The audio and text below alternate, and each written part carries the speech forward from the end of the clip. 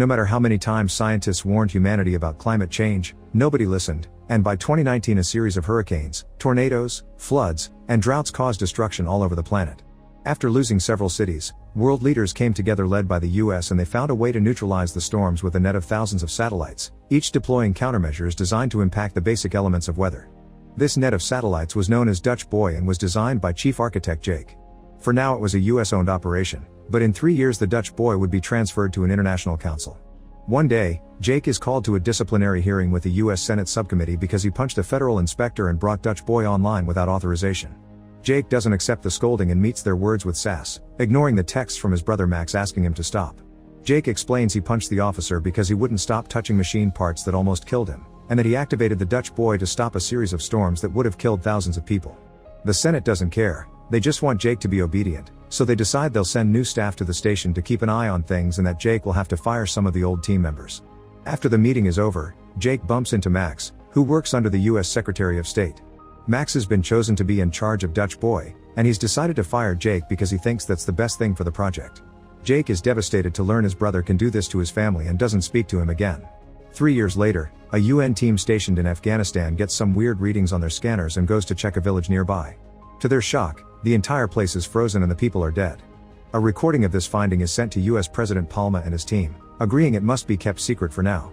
There's evidence this was caused by Dutch Boy, but the politicians don't want to shut it down because the press will immediately jump on it to find the cause. Max proposes to send someone to check on the malfunction, and Secretary of State Deckham tells him to hire Jake for the job because no matter how much Max dislikes his brother, Jake is still the one that knows the station the best. Meanwhile in the Dutch Boy, the satellite responsible for Afghanistan comes back to be checked on. Engineer Habib finds some strange date in its hard drive and decides to make a copy that he hides in his locker. Afterward he tries to go back to work, but when he steps into an empty room, suddenly the doors lock themselves around him and the windows break. Habib is expelled into space and dies instantly. The next day, Max visits Jake, who is living in Florida after his divorce, and gets his daughter Hannah 2 weekends a month. Jake doesn't want to see Max and tries to send him away, but Max tells him about Afghanistan and the airlock accident, asking him to rejoin the project. When Jake turns him down, Max changes his mind by pointing out that his invention is killing people. Later in the Hong Kong offices of the Pacific Climate Council, Long logs in the system and notices something weird about the incident in Afghanistan, so he tries to call Max to warn him only to be met by voicemail. Afterward he goes to the market to get some groceries, noticing how hot it is. In fact the heat is so bad that a cat is trying to stay inside the market fridge, and when Long accidentally drops his eggs, they fry on the pavement. Suddenly the ground starts shaking and Long notices fire whirls destroying the streets. He immediately escapes in his car, driving around all the panicking people and the constant crumbling of the buildings. Long doesn't stop until he reaches the road outside the city and the temperature lowering indicates he's out of reach, but when he turns around he discovers Hong Kong is now in ruins.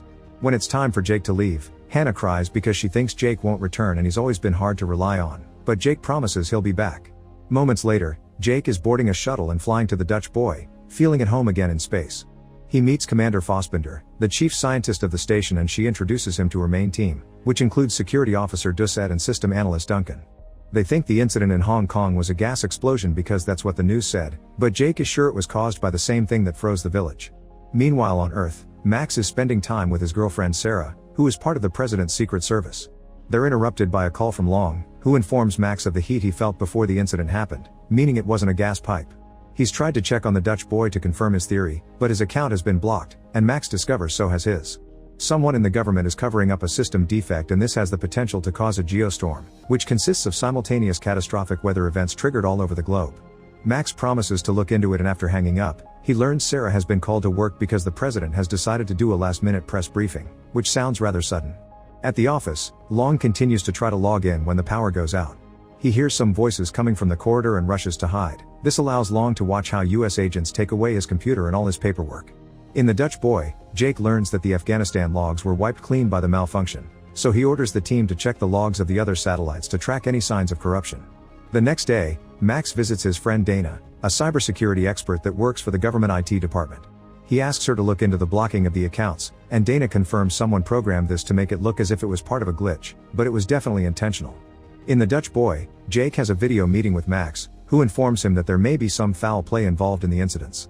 Jake is glad to hear this because he knew the Dutch Boy had been built well, and Max authorizes him to retrieve the Hong Kong satellite.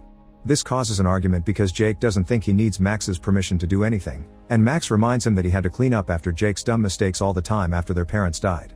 He's tired of being responsible for his brother, so if Jake doesn't behave, he'll be fired again. The Hong Kong satellite arrives at the station, but suddenly, the robot arm that grabs it goes crazy and begins shaking around, damaging part of the hangar before dropping the satellite. The fall absolutely destroys the satellite and the team has to salvage the few parts that survived. Unfortunately, the accident created an electrical short and fried all the drives, so Jake thinks they don't have any proof of corruption to analyze. However, Doucette informs him he's been looking at the video of Habib's death and he's discovered something. The panels that exploded had drives in them, and one of them got stuck in the communication tower. Jake and Fassbinder go on a spacewalk to retrieve the panel, but out of a sudden Jake's suit begins malfunctioning and he loses control of his movements. The shaking causes him to drop the panel and get hit against the station, so he ejects his jetpack and manages to hold onto a wire to avoid floating away.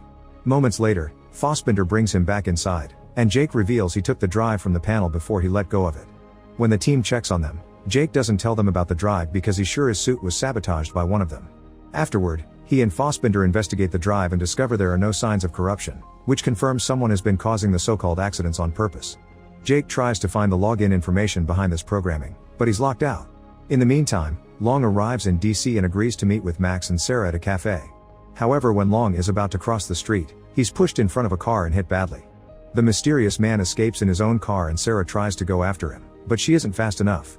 Max runs to Long's side and hears him say the word Zeus before he dies. A few hours later, Max gets a call from Jake and takes it because he says it's an emergency.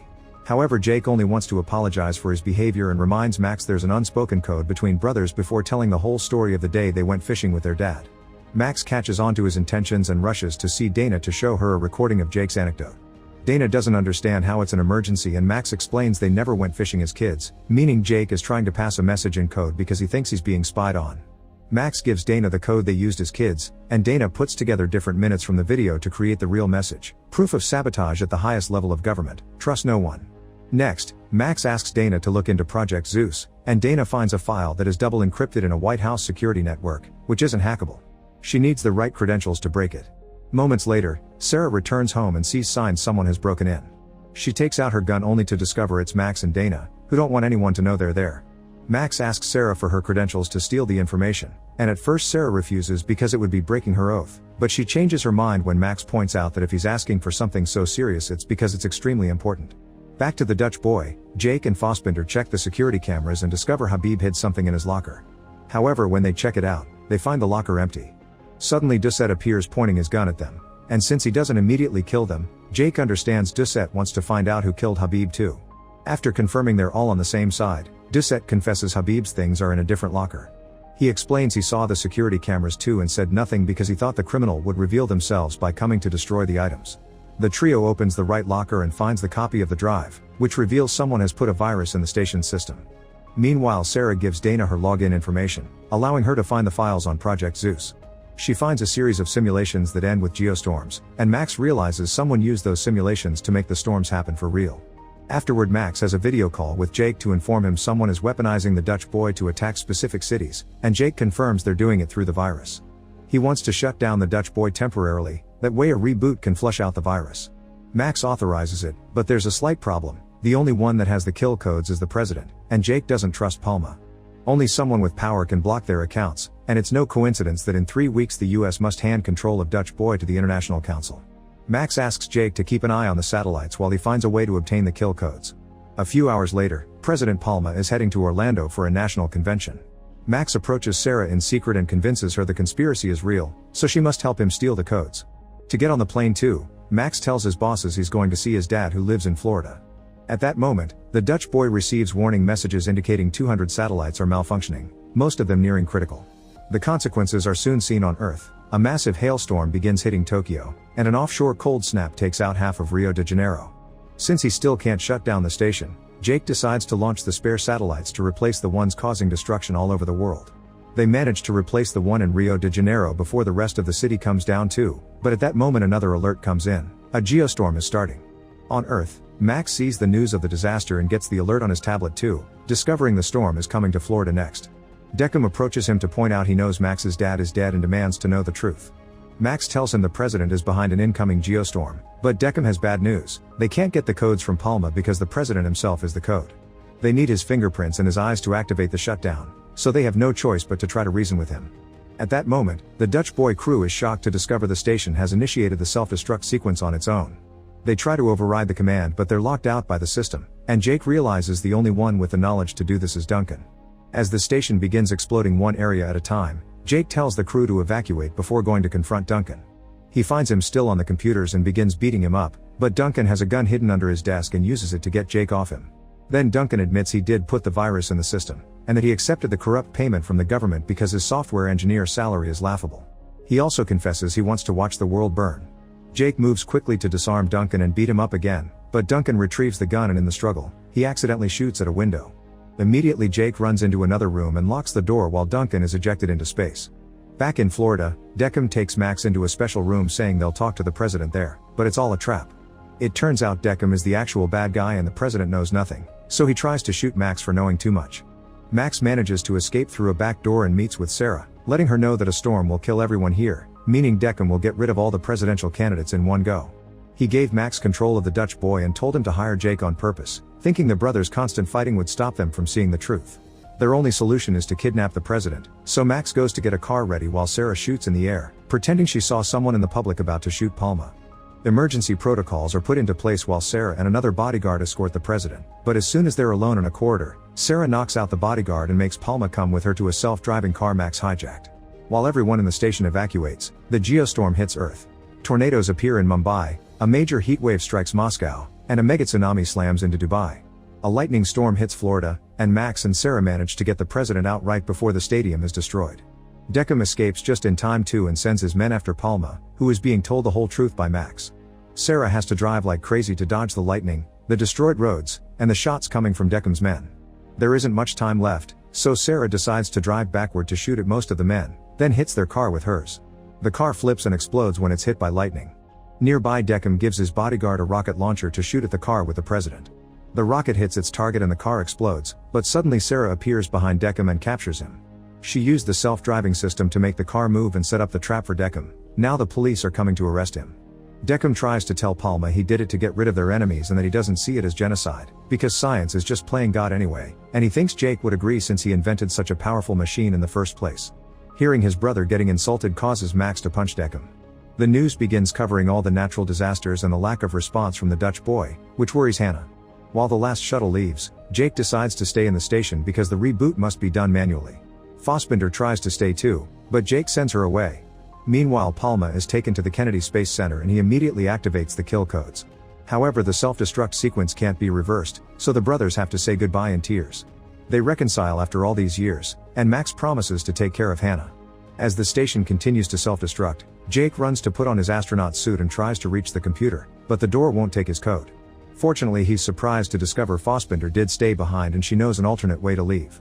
Together they reach the computer and manually do the rebooting. Fassbinder flushes out the virus while Jake shuts down the satellites, successfully stopping the Geostorm. At that moment the room explodes, and Jake and Fassbinder are left floating outside. Jake watches his creation die and discovers there's a satellite left, so they let the explosion wave push them toward it. The duo manages to get inside, but then the station finishes destroying itself and NASA loses contact with them, thus they can't control the satellite to bring it back. A light suddenly appears on the screen forming a mayday pattern. It turns out the satellite was pushed away by the explosion, meaning Jack and Fassbinder are fine. One of the evacuation shuttles goes back to pick them up, and a few hours later, everyone is safely back on Earth.